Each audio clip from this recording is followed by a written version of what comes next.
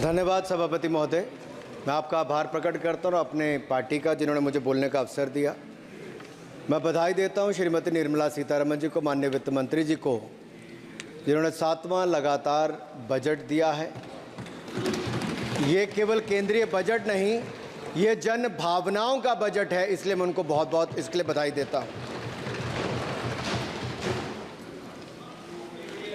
अगर आप बजट की ओर देखेंगे, इसकी भूरी भूरी प्रशंसा सब तरफ से हुई, लेकिन एक नेता ने यहाँ खड़े होकर जिस तरह से पहले कटाक्ष किया कमल पर, ना जाने कमल से उनको क्या विरोध है, लेकिन कमल के लिए, कमल का अगर शब्द का प्रयोग राजीव नाम के लिए भी किया जाता है, कमल के फूल को अगर राजीव कहेंगे तो वो भी है, लेकिन कहीं ना कहीं कमल को बुरा दिखाने का प्रयास किया गया।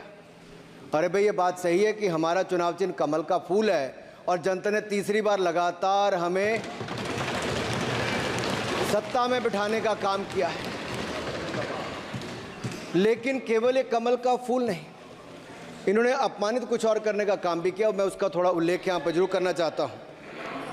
ये कमल, इससे जुड़ा हुआ नाम राजीव भी है, और राजीव आप जानते हैं किसका नाम है, आप सब जानते ही हैं।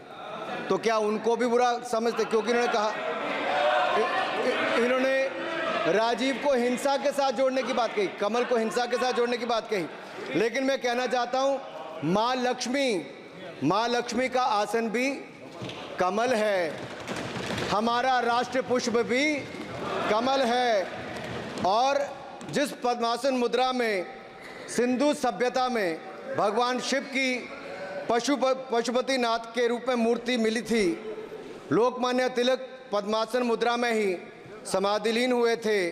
आप कहते हैं कमल के चारों तरफ हिंसा है। आप कमल का अपमान नहीं कर रहे, आप बल्कि महायोगी भगवान शिव, भगवान बुद्ध और लोकमान्य तिलक जैसे महापुरुषों का अपमान कर रहे हैं। इसलिए अगली बार कमल के बारे में बोलने से पहले थोड़ा सोच कर बोलिए कि आप किस किस का अपमान कर रहे हैं। और केवल रील के नेता मत बनिए, मीम्स आपकी खूब बनती है। रियल नेता बनने के लिए सच बोलना पड़ता है। और सर, कुछ लोग एक्सीडेंटल हिंदू हैं और महाभारत का ज्ञान भी एक्सीडेंटल है। और उस नेता के अलावा और कौन नहीं जानता कि महाभारत में अभिमन्यु का वध 7 महारथियों ने मिलकर किया था। जयद्रथ, दुर्योधन, दुशासन, कर्ण, द्रोणाचार्य, कृपाचार्य और शकुनी। लेकिन राहुल जी ने कभी महाभारत, शायद, अब मुझे तो पता नहीं, पढ़ा भी नहीं, पर देखा भी नहीं होगा शायद सर, मुझे लगता है अंकल सैम ने लिख कर दिया होगा, अंकल सोरोस ने लिख के दिया होगा, कहीं से पर्ची बनकर आई होगी और कूल डूड बनने का प्रयास किया होगा। मैं इतना ही कहूँगा, कल जो चक्रव्यूह में फंसाने की बात कर रहे थे, वो कर्ण को करना कह रहे थे, कृपाचार्य जी को कृपचाय बोल रहे थे। चलिए छोड़िए उसको। अध्यक्ष जी, कल तो ऐसा लग रहा था सदन के अंदर महाभारत पर इतना सारा ज्ञान दिया गया कि एक समय ऐसा लगा B.R. चोपड़ा के महाभारत के धारावाहिक का संगीत गूंजने लगा हो। और कहीं ना कहीं उन्होंने एक बार महाभारत पढ़ने के लिए फिर प्रेरित किया। मगर इस बार महाभारत पर मैंने एक नई पुस्तक पढ़ी, जो उनकी पार्टी के विद्वान सांसद, जो इस सदन के सदस्य भी हैं, उन्होंने लिखी है, और उस पुस्तक का नाम है the great Indian novel. Rahul ji को अगर महाभारत और चक्रव्यूह के विषय में विस्तृत जानकारी लेनी है तो अपने उस सांसद से वो संपर्क कर सकते हैं। और मैं बताऊंगा, शशि थरूर जी ने, शायद वही राहुल गांधी जी को बता दें या बताएंगे, नहीं तो मैं बता देता हूं कि आपने महाभारत और भारत के स्वतंत्रता संघर्ष को मिलाकर जो उपन्यास लिखा है, उसके पात्र कौन कौन है।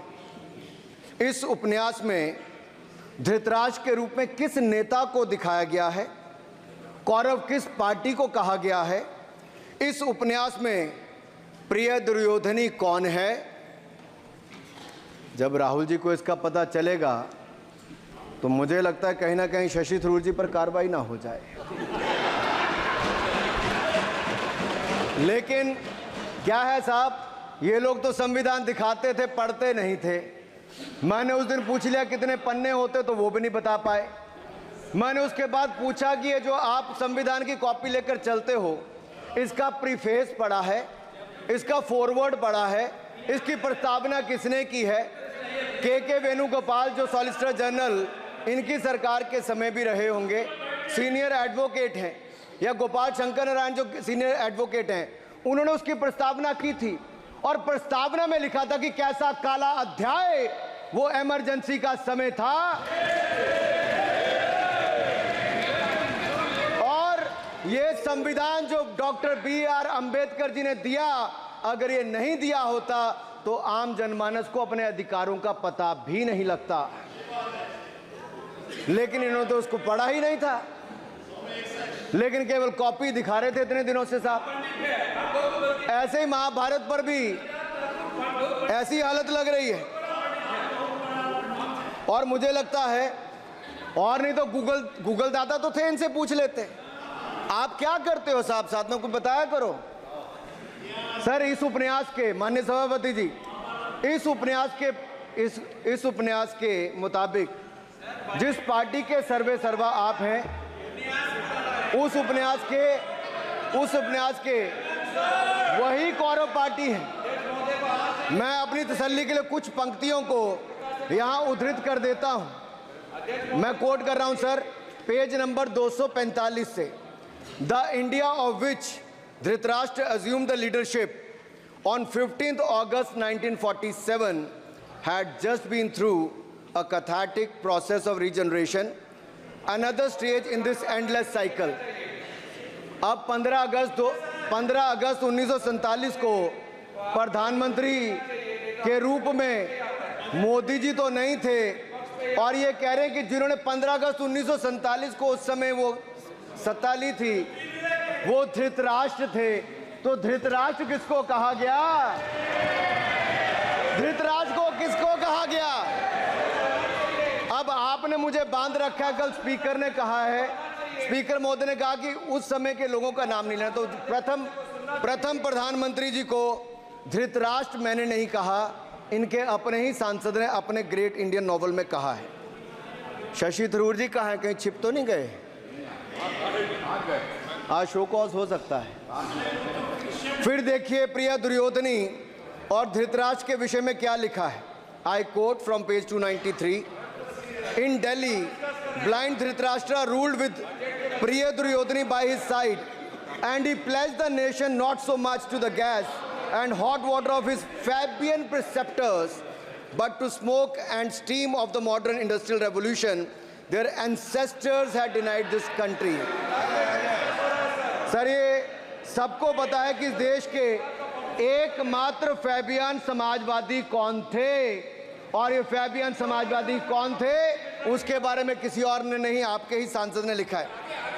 अरे वाह, इसमें तो आगे इमरजेंसी की चर्चा भी है, और जिसे इंदिरा गांधी जी ने थोपा था। और इमरजेंसी के लिए उपयोग किया है। स्वागत दादा, you are not Shashi Tharoor, please.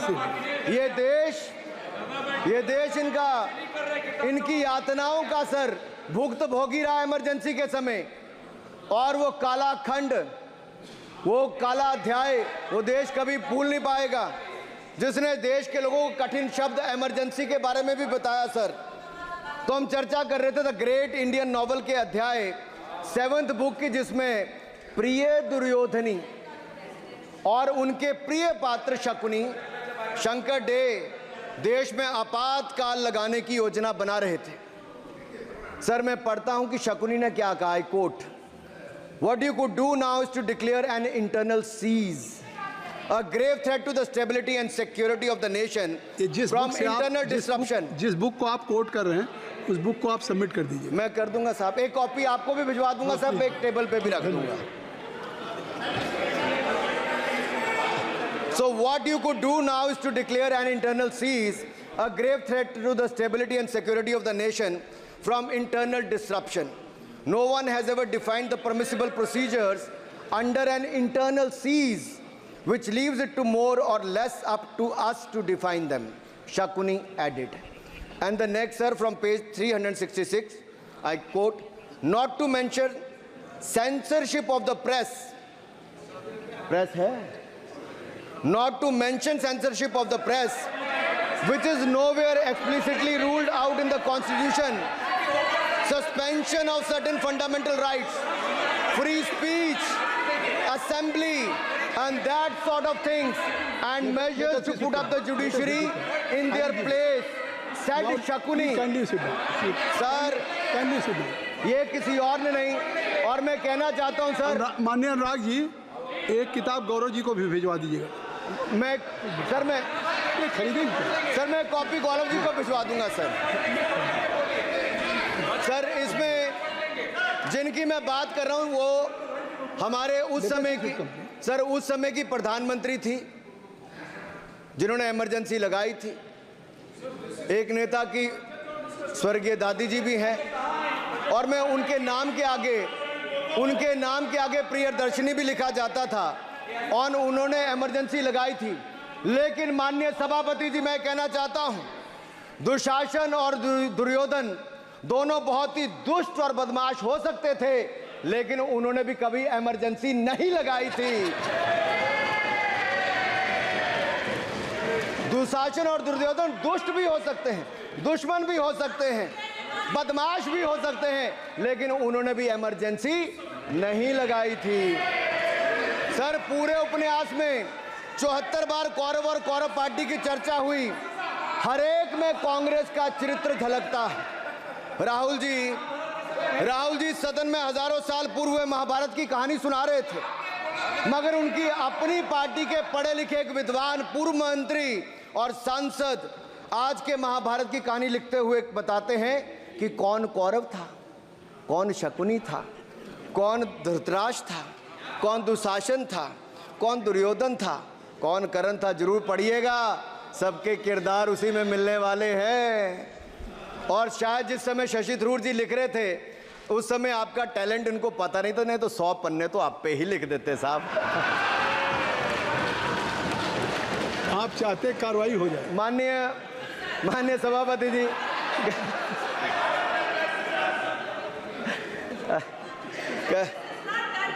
कल जब राहुल गांधी जी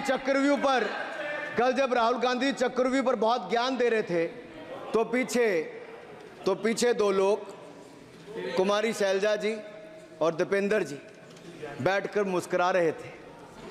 अब शायद राहुल जी वो पीछे हंस तो रहे थे, लेकिन आप एक बात जरूर कर लीजिए,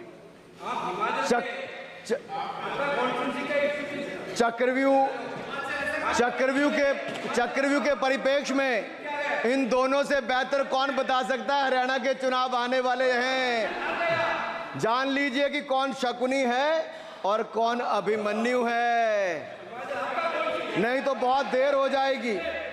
आपको एक और सुझाव है, और मैं इतना जरूर कहूंगा, आपने तो कई सारे चक्रव्यूह बनाने का काम किया सर, और जब उस समय किशोर अभिमन्यु पर कौरवों ने युद्ध नीति के विपरीत जाकर प्रहार किया था, तो मैं कुछ कहना चाहता हूं। इतने में पुत्र दुशासन ने पीछे सा था वार किया, निष्प्राण हुए एक गदा से सिर पर था प्रहार किया। मां धरती की गोद में वह आंख मूंद कर सो गया, अंबर का तेजस्वी तारा धूमकेतु सा खो गया। लेकिन कोई तारे का तेज फीका नहीं कर सकता, वीर गति पाकर अमर हुआ हो कभी नहीं मर सकता है।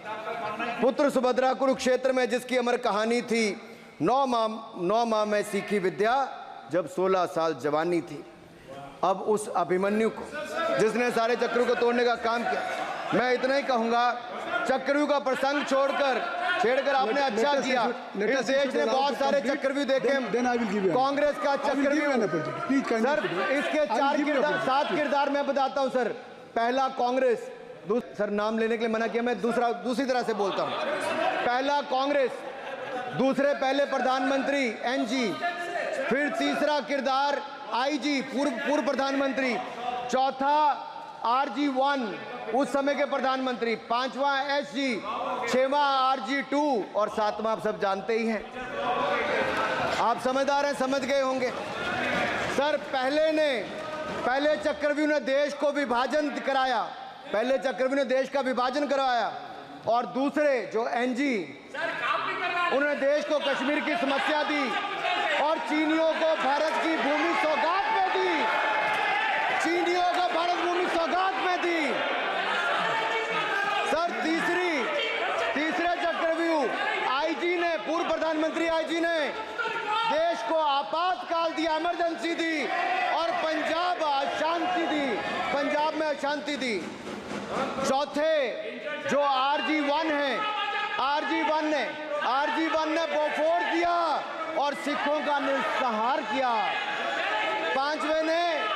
पांचवें जो ऐसी हैं, उन्होंने सनातन धर्म परंपरा के प्रति नफरत का नैरेटिव बनाया, 12 लाख के करोड़ के घोटालों को संरक्षण प्रदान किया, देश की आर्थिक अर्थव्यवस्था को भंवर जाल में फंसाया।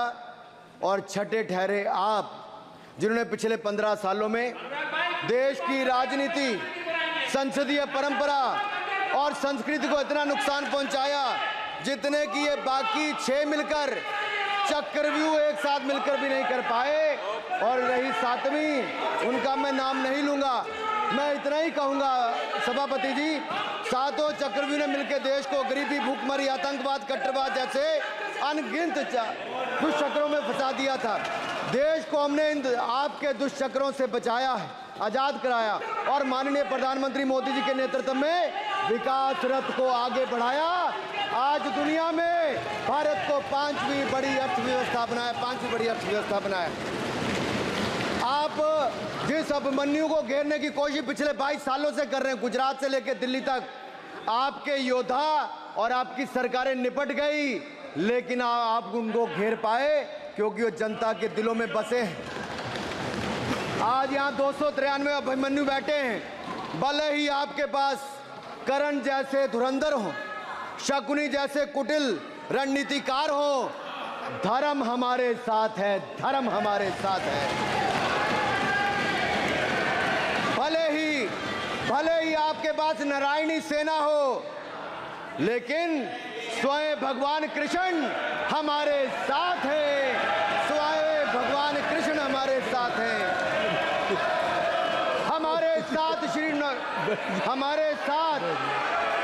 हमारे साथ श्री रघुनाथ तो किस बात की चिंता शरण में दिखाया।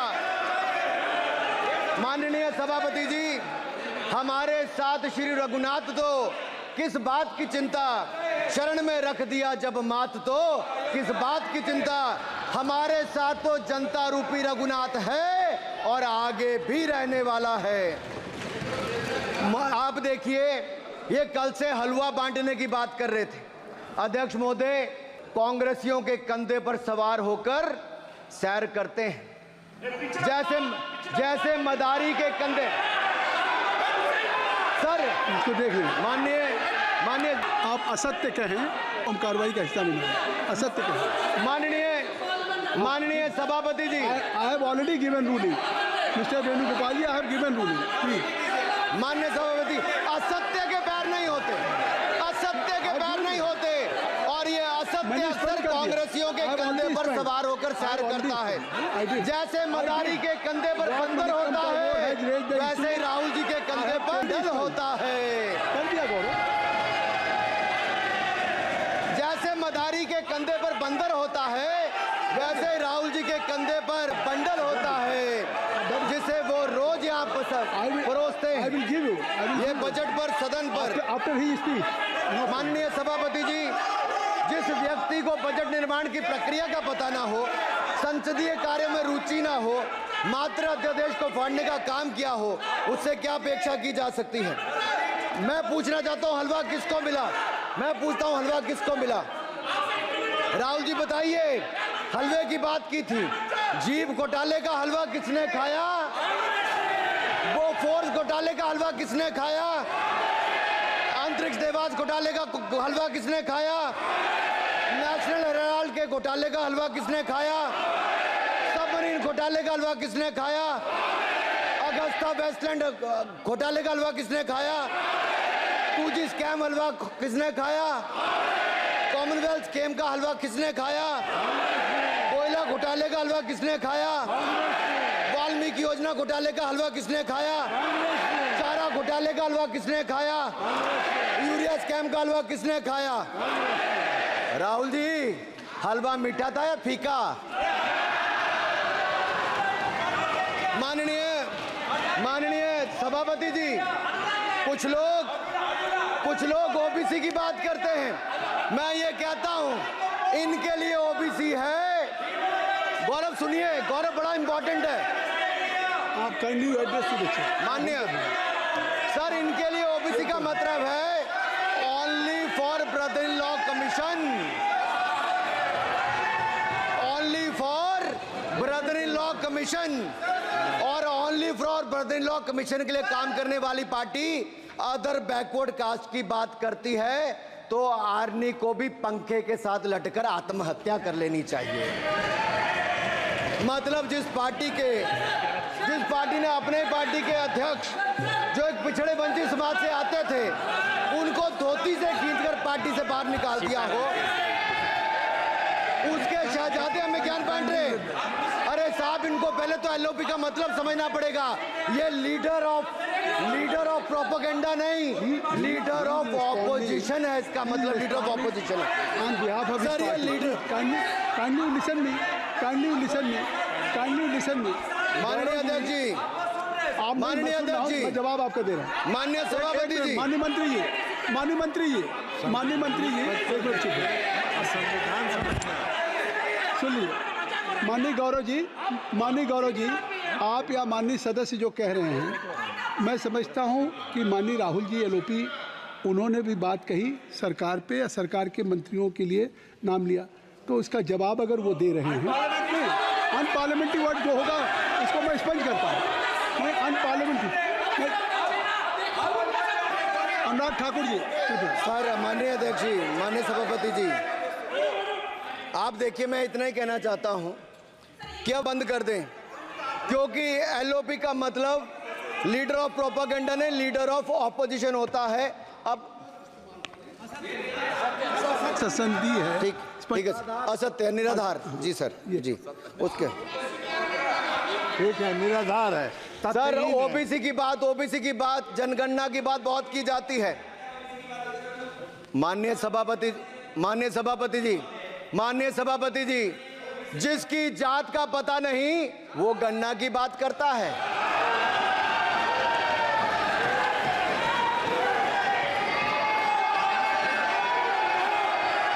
जिसकी जात का पता नहीं वो गणना की बात करता है।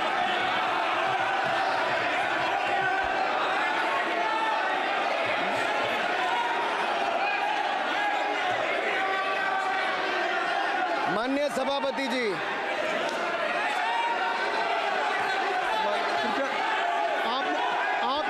आपने जो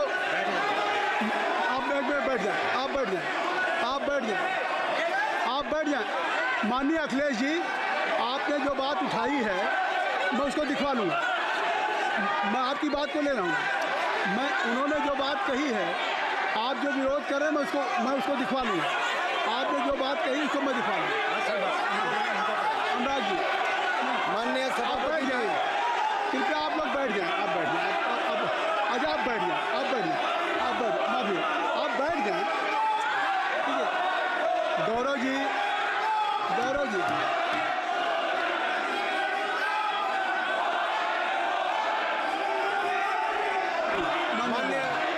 माननीय सभापति जी, मैं आपको याद कराना चाहता हूँ, इसी सदन में एक पूर्व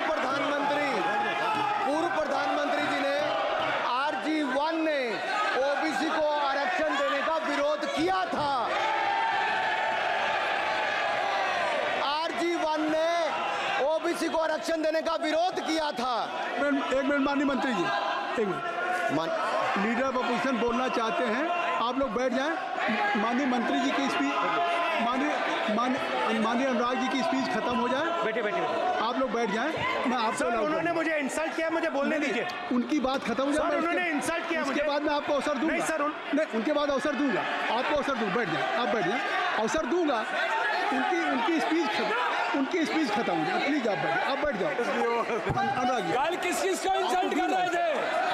आपको अवसर दूंगा, आपको अवसर दूंगा।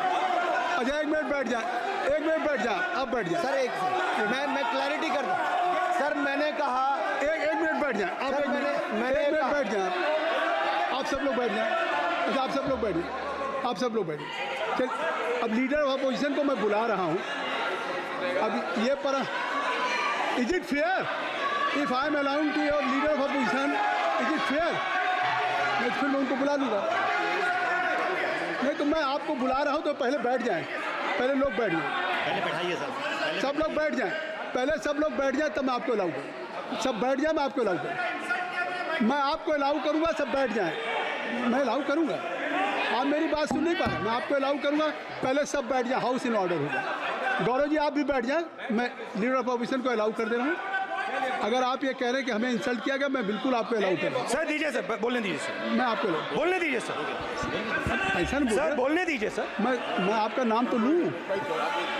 राहुल गांधी जी। स्पीकर सर देखिए, जितना मेरा आप लोग इंसल्ट करना चाहते हैं आप खुशी से करिए, आप रोज करिए, मगर एक बात मत भूलिए, जाति जनगणना को हम यहां पास करके दिखाएंगे। धन्यवाद। जितना इंसल्ट करना है करिए। खुशी से लूंगा। अरे तो अपनी जाति भी लिखनी पड़ेगी उसमें। आप चुप रहें। श्री अनुराग ठाकुर जी, देखिए हमने समय दे दिया, अब आप बैठे। ये तरीका नहीं है, नहीं ये तरीका है। आपको हमने टाइम दे दिया। क्या? आप बैठ चुके हैं, आप बैठ चुके हैं। ये नहीं है, आप बैठ चुके। श्री अनुराग ठाकुर जी। सर मुझे लगता था कि इनको भाषण देने से पहले पर्ची आती होगी। हमने आपको लेकिन हर बार इंटरवेंशन के लिए पर्ची आती है अपने बलबूते पर। सर उधार की बुद्धि से राजनीति नहीं चलती है। उधार की बुद्धि से राजनीति नहीं चलती है। यहाँ पर्ची लेने से काम नहीं चलता है। आप बोल के हटते हो, फिर पर्ची आती, फिर बोलते हो। ऐसे कैसे चलता है? माननीय अध्यक्ष जी, माननीय सभापति जी, एक minute. I am not yielding sir, I am not yielding sir. बिठा के आपको बिठाया, बुलाया। अब मैं नहीं करूँगा। मैंने आपको अनुराग ठाकुर जी को बिठा के आपको मैंने समय दिया, तो अब अनुराग ठाकुर जी बोलेंगे। चलिए सर मैं इतना ही कहूंगा, उधार की बुद्धि से राजनीति नहीं चलती है। आजकल कुछ लोगों पर जातिगत जनगणना का भूत सवार है सर। लेकिन मैं इतना कहूंगा सर मैंने क्या कहा था सर माननीय सभापति जी, मैं गंभीर बात कर रहा हूं, ये नहीं सुन रहे। मैंने कहा था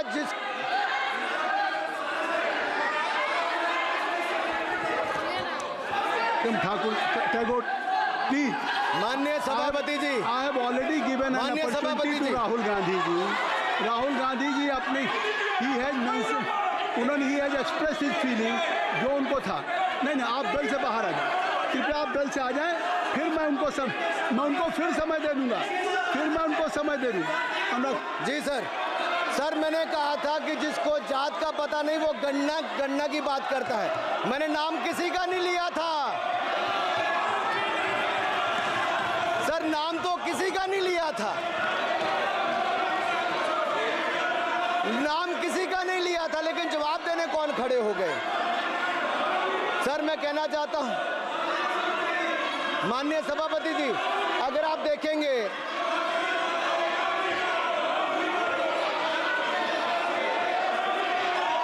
मैंने अनुराग जी को बिठा के मैंने माननीय राहुल गांधी को समय दिया।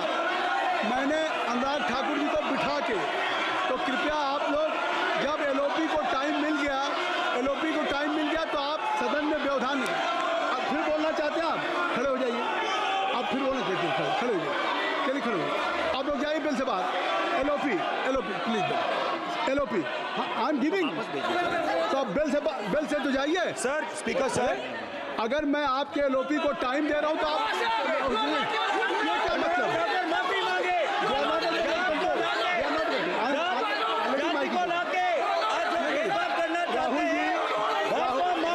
राहुल गांधी जी, हमने आपको समय दिया, अपने मेंबर से कहिए कि बैठे तब तो आप बोलेंगे, बैठिए तब तो बोलेंगे भाई। राहुल गांधी जी कह रहे तब तो बोलेंगे। आप अंदर आइए, चलिए। आई सबको ले जाइए प्लीज। सर माइक लीजिए सर। एक मिनट, माइक मिल जाएगा आपको, माइक मिल जाएगा। बेल खाली कर दीजिए। इतनी अच्छी वर्षा पूरा देश इतनी अच्छा बजट पे स्पीच दे रहा है। You have already spoken. Rahul ने कह दिया अभी हम, अब आप अपने लीडर का सम्मान करें। हमने आपके लीडर को दूसरी बार फिर बुला रहा हूं, आप अपने लीडर का सम्मान करें। हाउस के एलओपी हैं और अगर मैं उनको दूसरी बार बुला रहा हूं, उनको बिठा दिया माननीय सदस्य को, तो कृपया आप लोग तो कम से कम इस बात को महसूस करें। मिस्टर केसी मैं please don't be mister Rahul Gandhi आप लोग बैठिए। राहुल स्पीकर सर, बोलने का मन क्या था? स्पीकर सर, सर माइक नहीं सर, माइक यहाँ से नहीं जाता। स्पीकर सर, मैं नाम जो ले भी लूंगा, माइक आ जाएगा। स्पीकर सर, जो भी इस देश में दलितों की, आदिवासियों की, पिछड़ों की बात उठाता है, जो भी उनके लिए लड़ता है, उसको गाली खाना ही पड़ता है। और मैं ये सब गालियां खुशी से खाऊंगा, क्योंकि महाभारत की बात हुई तो महाभारत में अर्जुन को सिर्फ मच्छी की आंख दिख रही थी, उसी प्रकार मुझे सिर्फ मच्छी की आंख दिख रही है। जाति जनगणना हम करा के दिखाएंगे। खत्म। आपको जितनी गाली देनी है आप दीजिए, हम खुशी से लेंगे। धन्यवाद। गौरव, धन्यवाद। श्री अनुराग ठाकुर जी। गौरव जी, नहीं गौरव जी, आप देखिए। गौरव जी, आप तो हमें समय दीजिए। खत्म हो जाएगा सर। श्री राहुल गांधी, खत्म हो जाएगा सर। श्री राहुल गांधी प्लीज राहुल गांधी जी, ये तय कर ली। मुझे जब आप चाह रहे हैं मैं आपको बोलने का अवसर दे रहा हूं। हाँ सर, तो कम से कम गौरव जी आपके बोलने के बाद ऐसी परिस्थिति न क्रिएट करें कि सदन को चलाने की जिम्मेदारी जितनी सत्ता पक्ष की है उतनी प्रतिपक्ष भी है। अनुराग ठाकुर जी ने मुझ पर गाली दी है। नहीं, कोई बात नहीं। मुझे सब बोलने दीजिए सर। मुझे उनको बोले सर, अनुराग ठाकुर जी ने मुझे इंसल्ट किया है, मगर मैं अनुराग ठाकुर जी से कोई माफ़ी नहीं चाहता हूं। मुझे कोई माफ़ी की ज़रूरत नहीं है। मैं लड़ाई लड़ रहा हूं। जितनी आपको गाली देनी है मैं आपसे कभी माफ़ी नहीं मांगूंगा। मुझे आपकी माफ़ी नहीं चाहिए। राहुल गांधी जी, मैं चेयर पे हूँ और चेयर का काम है कि अगर कहीं भी कोई असंसदीय या किसी को गाली दी गई तो मैं उसको देखूंगा, मैं उसको कार्रवाई निकालूंगा, मिस्टर के उसको निकलवाऊंगा। ठीक है, आप नहीं कर रहे हैं, लेकिन अगर दी है तो मैं उसको कार्रवाई का हिस्सा दिखवा के उसको स्पंज करूंगा। ठीक, आपने कह दिया।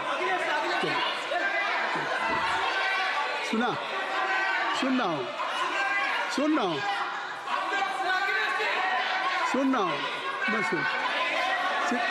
श्री अनुराग ठाकुर जी, माननीय सभापति जी, अखिलेश यादव जी बैठ जाए। श्री अखिलेश महोदय, सभापति महोदय, मैं केवल इतना, सभापति महोदय, स्वागत है। अभी क्या तरीका? सभापति महोदय, मेरा आपसे केवल इतना निवेदन है। माननीय मंत्री रहे हैं, बड़े दल के नेता हैं, मंत्री रहे हैं, बड़ी बात कर रहे थे। मैं महाभारत, शकुनी, ये सब बातें कह रहे थे, दुर्योधन तक यहाँ ले आई है। मैं केवल सभापति महोदय इनसे ये पूछना चाहता हूँ, आपने जाति कैसे पूछ ली है बताइए बस। आप जाति कैसे पूछ सकते हैं? आप बताएं, जाति कैसे पूछ सकते हैं? आप पूछ के दिखाओ जाति तुम। आप जाति कैसे पूछोगे तुम? कैसे पूछोगे जाति? आप बैठ नहीं, जाति नहीं पूछ सकते आप। आपने कह दिया ना। अब आप हमारी जाति नहीं पूछ सकते। आप हमारी व्यवस्था सुन लें, आप मेरी व्यवस्था सुन लें। कोई सदन में किसी की जाति नहीं पूछेगा। अनुराग ठाकुर जी, मैंने उसको स्पष्ट कर दिया। नहीं, श्री अनुराग ठाकुर जी। माननीय सभापति जी, बात आ गई। माननीय सभापति जी, उस समय के प्रधानमंत्री स्वर्गीय आरजी वान जी ने यही कहा था कि ओबीसी के आरक्षण का विरोध करता हूं। ये तो सदन में है। आरजी वान ने कहा था कि मैं ओबीसी को आरक्षण का विरोध करता हूं। अब ये तय करें कि वो सही थे या ये सही हैं, और आपकी पार्टी गलत थी कि आप गलत हैं, और वो पिछड़ा विरोधी थे कि आप पिछड़े के पक्ष में हो। और उस समय की पूर्व प्रधानमंत्री आईजी ने कहा था कि जात पर ना पात पर। अभी मैंने तो कहा नहीं सर, उस समय कहा गया था। और इसी तरह से ही कृपया अपना भाषण संक्षिप्त सर, करें। मंडल आयोग की रिपोर्ट हो, काका कालेलकर की रिपोर्ट हो, इस पर कौन वर्षों तक बैठा रहा सर? जवाब देना होगा इनको, कौन देगा जवाब? अगर उस समय उसको लागू कर दिया होता तो आज ओबीसी के अधिकारी भी ज्यादा होते, बाकी भी होते। और यही नहीं सही, इन्होंने दलित के साथ, आदिवासी के साथ, ओबीसी के साथ विरोध किया। ओबीसी कमीशन को तो संवैधानिक दर्जा भी नहीं दिया। अगर संवैधानिक दर्जा दिया तो मोदी सरकार ने आकर दिया है, माननीय अध्यक्ष जी। और मैं इस सदन के लिए पढ़ देता हूं सर। नेहरू जी ने 1961 में आरक्षण के विरुद्ध में लिखा था, I quote, I react strongly against anything which leads to inefficiency and second rate standards. I want my country to be a first class country in everything. The moment we encourage the second rate we are lost, I unquote. ये किसने कहा? देश के पहले प्रधानमंत्री ने कहा। आप उससे सहमत हो कि नहीं सहमत हो बताइए? माफी मांगोगे उसके लिए कि नहीं मांगोगे? कृपया चेयर को आप एड्रेस करें। आप चेयर को एड्रेस करें अनुराग जी। सर मैं इतना ही कहूंगा और समाप्त करें। लहजे में बदजुबानी, चेहरे पर नकाब लिए फिरते हैं, वो जिनके खुद के बही खाते बिगड़े हैं वो हमारे हिसाब लिए करते हैं। बहुत बहुत धन्यवाद। नहीं सर, मेरे एक मिनट सर, मैं एक बात क्लियर कर दूं सर, मैंने किसी का नाम लेकर नहीं कहा, लेकिन कोई अपने आप क्यों खड़ा हुआ? मैंने किसी का नाम नहीं लिया था। आप रिकॉर्ड चेक कीजिए सर, आप रिकॉर्ड चेक कीजिए। और सर ये सारी बातें अगर आप देखेंगे, सबका साथ सबका, मैं रिकॉर्ड दिखवा लूंगा। आप दिखाइए सर। सबका साथ सबका विकास हमने किया सर। अगर अल्पसंख्यक के रूप में अगर किसी को राष्ट्रपति बनाया गया तो कलाम साहब को अटल बिहारी वाजपेयी जी की सरकार में बनाया गया। रामनाथ कोविंद जी को एससी समाज से आते थे, राष्ट्रपति बनाया गया तो मोदी जी की पहली सरकार में बनाया गया। एक महिला ट्राइबल को अपनी क्षमता के आधार पर अगर देश का राष्ट्रपति बनाया गया तो द्रौपदी मुर्मू को हमारी सरकार। अगर ओबीसी प्रधानमंत्री है तो आज माननीय प्रधानमंत्री मोदी जी। आज सबसे ज्यादा मंत्री एससी एसटी ओबीसी है तो हमारी सरकार में। सर मैं इतना ही कहूंगा। समाप्त करें सर, मैं 2 मिनट में खत्म। Sir 2 minute. Sir MSP, sir ये एमएसपी की बात कर रहे थे सर। एमएसपी कौन लाया? एमएसपी सर 61 के युग में, उस समय के पहले प्रधानमंत्री जी ने लाए, लेकिन इन्होंने उसको गारंटी क्यों नहीं दिया भाई? 61 के बाद 66 में आप लाए। आप इतने सालों तक क्या करते रहे? क्यों नहीं आपने प्रावधान उसका किया? सर दूसरा मैं कहना चाहता हूं, कर्नाटक में 1200 किसानों की आत्महत्या की। 1200 किसानों ने गए आप मिलने के लिए। कितने एससी एसटी ओबीसी थे? कितने एससी एसटी ओबीसी थे? सर वहां के ओबीसी का पैसा, एससी एसटी का पैसा, उनका बजट 34% कर्नाटक में खत्म करके अलग कर दिया गया। पूछा आपने क्या उनसे? कौन किया? और सर यही नहीं, मैं पूछता हूं सर मैं पूछता हूं इनमें से सर। अब आप संक्षिप्त समाप्त करें। आप समाप्त सर एक मैं कहना चाहता हूं सर आप देखिए ओबीसी के लिए आज ओबीसी का कोटा खत्म करके अगर मुसलमान को आरक्षण देने की बात कोई करता है तो आपकी आंध्र कर्नाटक आपके कहने पर वो लोग करने की बात करते हैं। आप यहाँ पे ओबीसी की बात करते हो सर। माननीय सभापति जी, मैं एक बात और कहना चाहता हूँ यहाँ पर। एक बात सर, अग्निवीर की बात कही गई और अखिलेश यादव जी ने मेरा नाम लेके कहा। सर मैं हिमाचल प्रदेश से आता हूँ, बहुत छोटा राज्य, 70 लाख की आबादी है सर देश में कारगिल के समय सबसे ज्यादा शहादत दी तो हिमाचल के वीर सपूतों ने दी। 4 परमवीर चक्र विजेता हुए, 2 हमारे यहाँ से हुए। 1 रैंक 1 पेंशन ये बात 40 साल तक इन्होंने दी सर। अगर दी तो प्रधानमंत्री नरेंद्र मोदी जी ने आकर दी। और ये नहीं सर, अग्निवीर योजना में 100% एम्प्लॉयमेंट की गारंटी है और हमारी 100%। सर एक बात अंत में लास्ट बात कह रहा हूँ सर, ये लास्ट है सर। मैं एक बात, ये आखिरी बात कह रहा हूँ सर, युवाओं के लिए बजट में बहुत कुछ है, नौकरी से लेके इंटर्नशिप से लेके बाकी सब। मैं निर्मला जी को और प्रधानमंत्री जी को बहुत बहुत उसके लिए बधाई देता हूं। सर, स्पेस सेक्टर के लिए 1000 रुपये वेंचर कैपिटल फंड भी दिया गया। सर, जिस देश में स्पेस के नाम पर शायद बहुत कम कुछ दिखता था, आज चंद्रयान मिशन की सफलता के कारण दुनिया का पहला देश भारत बना है। सर, यही नहीं सर, इनके समय हेमराज का गला रेत कर ले गए थे, वापस नहीं लाए थे। हमने सर्जिकल स्ट्राइक करके अपनी सेना को मजबूत किया है। सर, डॉक्टर प्रदीप, स्टार्टअप में सर हम नंबर 1 बने। सर, आखिरी लाइन है सर 30 सेकंड। सर, आखिरी लाइन सर, ये कहते हैं देश में डर का माहौल। सर, मैं इतना ही कहूंगा, डर का माहौल है अपराधियों में, डर का माहौल है भ्रष्टाचारियों में, डर का और भय का माहौल है देशद्रोहियों में, अधर्मियों में, कुकर्मियों में, और सबसे ज्यादा डर का माहौल है देश के दुश्मनों में। सर, देश के दुश्मनों में। सर, अंत में मैं इतना ही कहूंगा कि माननीय निर्मला जी ने 7वां बजट तो लाए, ये जन भावनाओं का बजट है जिसका पूरा सदन पूरी प्रशंसा करता है, और इनको माननीय प्रधानमंत्री जी को बहुत बहुत बधाई और साधुवाद। Doctor Pradeep Panigrahi, doctor Pradeep Panigrahi, doctor Pradeep क्या कहना चाहते हैं? शशि थरूर जी। Rule 353. Mr. Premchandran ji. He has not. He cannot take my name repeatedly without notice. No. I have given whatever you wanted to raise. Already LOP has raised the issue. Akhilesh Yadav ji has raised. No point of order. No point of order. No. Nothing. Shashi Tharoor जी, अब तय कर लीजिए आप लोगों में। Doctor Pradeep Panigrahi. Sir, I'd like to speak for a minute. Shri Vishnu Padare ji. Mr. Chairman, sir, let me point out, he has repeatedly taken my name. Sir, he has repeatedly taken my name. एक बढ़िया खबर है, आप भी सुन लो, आपको जरूरत है, आपका भला होगा। मोदी जी ने ऑयल एंड गैस का नाम पर अंडमान में 4 जगह में अक्टूबर में ऑयल ड्रिलिंग काम शुरू हो जाएगा। ये मोदी जी वो नहीं है। चलिए। नंबर 2, भाई प्रदीप किसने बेचा था सर? भाई प्रदीप मिर्जापुरी इंपल का राजा लोग आए थे, चेन गैंग बना के जेल बनाया था भाई प्रदीप। इस पार्टी ने भाई प्रदीप बेचा था कैसीनो का नाम पर, जुआ खेलने का नाम पर बचाया था। मैं विष्णु बौद्धराय एंटनी माफी मांगा था, भाई प्रदीप बेचा था इन लोगों ने। उसका माताजी ने बना था बफर जोन चारों रिजर्व अंडमान निकोबार जी। देखो क्या बना है मोदी, आपने क्या बनाया।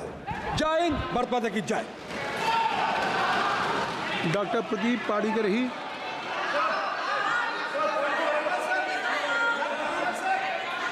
सर क्या चाहिए बताइए, क्या चाहिए सर? नहीं क्या चाहिए? कोई नहीं है तो छोड़ दीजिए, महामंत्री को खड़ा करते हैं ना, फिर और क्या? मंत्री जी को बुला लीजिए। शशि थरूर जी। लो सुन लो सर, ये 353 allegation. Sir, I just want to point out, sir, that under rule 353, the honourable member has no business taking my name repeatedly without providing notice, sir. And the notice was not given.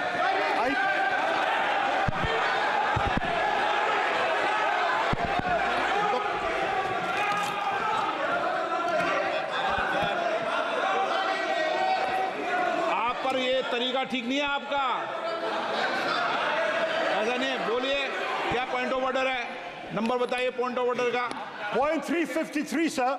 353 He has दोबारा। taken my name without notice. अब आप लोग 352 और 353 को पढ़ी लो। आज सुनो एक बार, बैठो। Sir, I have been, पढ़ लो इसको। Yes, I have the right to पढ़ाते हो respond, मुझे sir. डेली के daily. Sir, I have the right to respond. Do I not? पढ़ाओ, बोलो। The gentleman has repeatedly taken my name and quoted me. I mean, I should be grateful that he has revived a 35-year-old book of mine, which he has quoted extensively, the great Indian novel published in 1989, which is a satirical novel, which unfortunately the gentleman has missed the satire. I do want to point out, sir, that the fact is that we have recently fought the elections of 2024 and not the elections of 1989. So that's the first point, is to understand the context in which this has been written. Second, and more important, sir, I think it's important to understand that whereas many things have been said in the course of writing novels, there are also many subsequent books I have written which he could have quoted where he may be somewhat less happy with the result. And thirdly, sir, as far as there are many, many people on that side of the fence who have said many things far more recently against their own party, which he should remember can also be quoted back at them. So I think at this point, sir, this is not a literary discussion. I'm grateful for this, but I don't believe this is the right way to proceed in this matter. Thank you, sir. Sir अगली बार नए novel का इस्तेमाल कर लेंगे sir. सारे सदन को रोज सदन में इस किताब को उठाते हो आप, और रोज एक कानून उठाते हो 352, 353 बाइबल है। तो ये दो बाइबल के दो अंश आज मैं पढ़ के सुनाता हूँ पूरे सदन को इस बाइबल।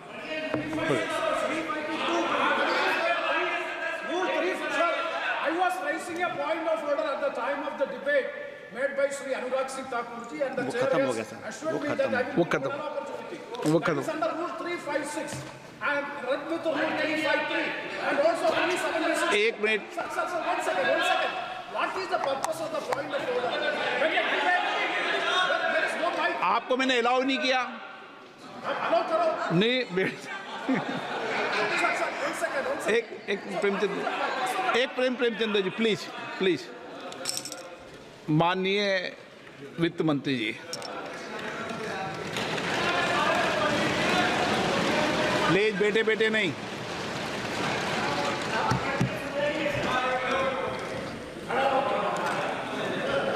Sir, thank you.